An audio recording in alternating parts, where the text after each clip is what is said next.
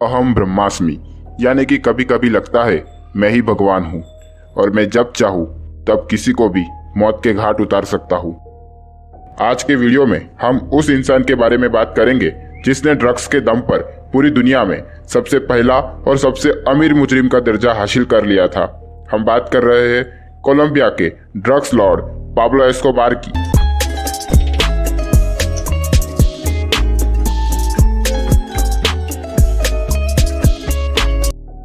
आज की वीडियो में पाब्लो के जीवन की कहानी के रिलेटेड बातें जानेंगे और क्या वह सच है या झूठ यह भी पता करेंगे।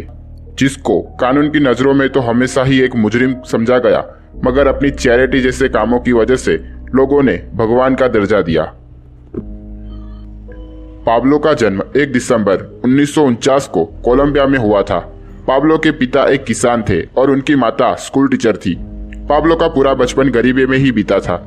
पाब्लो ने छोटी उम्र से ही जुर्म का रास्ता अपना लिया था।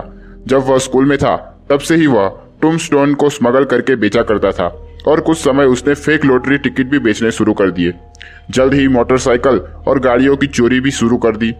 ड्रग्स की दुनिया में आने से पहले पाब्लो ने एक किडनैपिंग की थी जिसके लिए उसे $1 लाख मिले थे। 70 के दशक में उसने ड्रग्स की दुनिया में कदम रखा और शुरुआती समय में वह खुद सड़कों पर जाकर ड्रग्स बेचा करता था। वह ड्रग्स स्मगल करके यूएसए भी ले जाया करता था। उसके चलते एक बार पुलिस ने उसे अरेस्ट भी कर लिया था। सजा से बचने के लिए पाब्लो ने जज को रिश्वत देनी चाहिए, मगर सफल ना हुआ।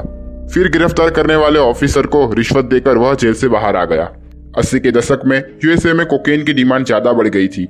हर महीने लगभग 70 से 80 टन कोकेन यूएसए भेजा जा रहा था। पाब्लो ने अपने बॉस मेडेलिन ट्राफिकर की हत्या कर दी और उसके आदमियों को अपने लिए काम करने को कहा और उसके बाद पाब्लो के वक्त की शुरुआत हुई। उसने ड्रग्स से जुड़े ज्यादातर कारोबार पर कब्जा कर खुद ड्रग्स के माफिया का बादशाह बन चुका था। पाब्लो अब कोलंबिया की जानी मानी हस्तियों में से एक था। पाब्लो के काम करने का एक तरीका था जिसे सिल्वर लेड के नाम से जाना जाता था। इसके मुताबिक जो रिश्वत ना ले उसे गोली से मार दिया जाए।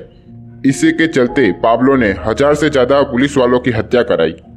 80 के दशक में यूएसए में लगभग हर महीने 70 से 80 टन कोकेन जाता था। इससे पाब्लो को करीब $420 मिलियन की कमाई हर हफ्ते हुआ करती थी।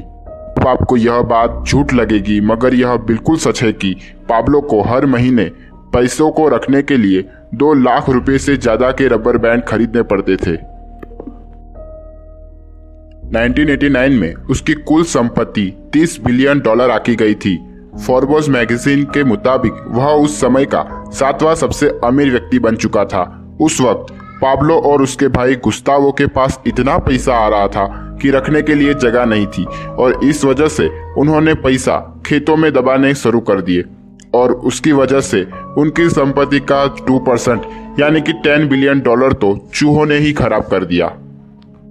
एस्कोबार को अमेरिका में जेल से काफी डर था और इसी के चलते उसने सरकार से एक डील कर सरेंडर कर दिया और अपनी खुद की बनाई जेल में रहने लगा, जिसका नाम था ला कैथेड्रल, जिसमें सारी सुख सुविधाएं मौजूद थी, यहाँ तक कि फुटबॉल फील्ड और कसिनो भी।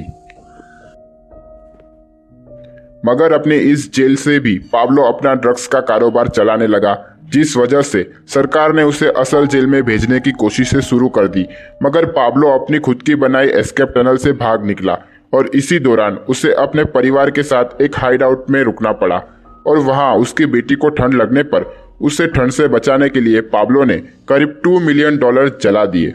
इसके बाद करीब 1.5 साल तक पाब्लो सरकार से छुपता और भागता रहा और फाइनली 1993 में अपने जन्मदिन के अगले ही दिन पुलिस ने उसे शूटआउट में मार दिया और उसके अंतिम संस्कार वाले दिन हजारों की भीड़ उसे श्रद्धांजलि देने आई थी। यह थी पाब्लो के जीवन से रिलेटेड कुछ बातें जो सभी सच है। ऐसे ही तथ्य और रहस्यमय बातें जानने के लिए हमारे चैनल को सब्सक्राइब करें और बेल आइकॉन दबाएं और इस वीडियो को लाइक कर हमारा हौसला बढ़ाएं।